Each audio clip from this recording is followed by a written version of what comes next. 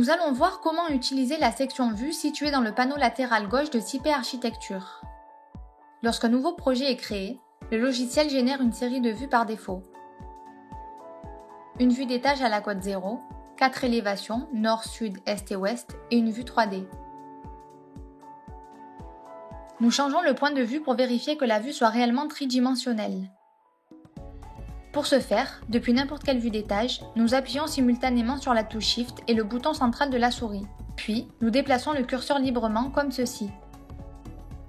Dans ce cas, il s'agit d'un modèle 3D avec une caméra positionnée en un certain point et qui contient un plan de travail. Pour revenir à la position initiale de la vue, nous utilisons les touches Alt 4 ou cliquons sur Aller à la scène de départ de la barre supérieure du panneau Vue. Nous allons maintenant créer une nouvelle vue avec le bouton Créer, situé en haut de la section Vue. Nous sélectionnons le type de vue, vue d'étage, vue de plafond, élévation, coupe, vue générique et vue 3D.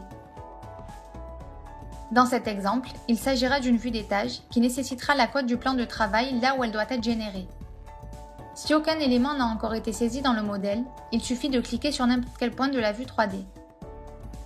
Ensuite, dans la fenêtre de visualisation des données, certaines de ces caractéristiques peuvent être modifiées. Le champ code de niveau indique la hauteur du plan de travail préalablement sélectionné à l'écran. Cette cote peut être changée manuellement à tout moment. Cette valeur modifie également la cote de hauteur de la grille associée au plan de travail. En créant une vue d'étage, nous limitons la plage de la vue du modèle BIM. Il est possible d'étendre cette plage en modifiant les valeurs de la distance par rapport au plan supérieur et de la distance par rapport au plan inférieur. Tous les niveaux précédemment créés dans l'onglet Architecture peuvent avoir une vue d'étage associée.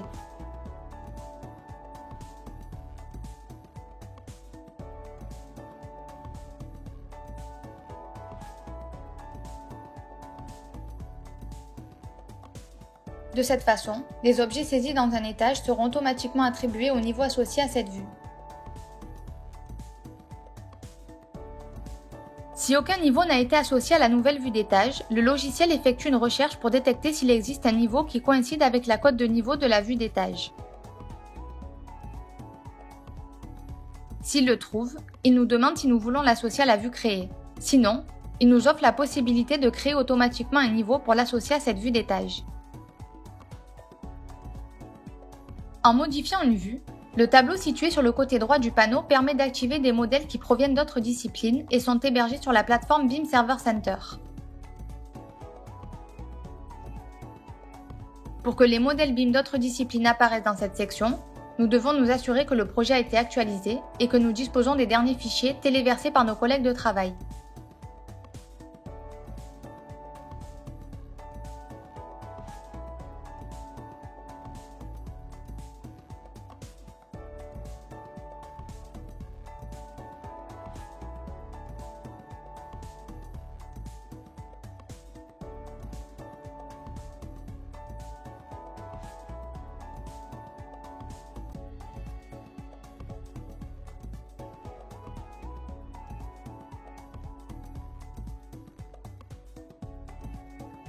La dernière vue que nous allons créer est une élévation. La création des vues de type élévation et coupe est similaire. Il faut d'abord indiquer la ligne où se trouvera le plan de travail, puis la direction de la projection de la vue. Dans toutes les vues, une nouvelle scène de départ peut être créée simplement en appuyant sur Enregistrer la scène de départ. La scène enregistrée apparaîtra à chaque fois que nous cliquons sur cette vue. Pendant le processus de modélisation, il est possible de revenir à tout moment à la position de départ de la vue sélectionnée avec le bouton Aller à la scène de départ. Nous pouvons définir manuellement un nouveau plan de travail pour la vue sélectionnée à partir du bouton Définir et également sélectionner un plan de travail incliné. Pour y travailler dessus avec la vue correspondante sélectionnée, nous cliquons sur le bouton Aller au plan de travail.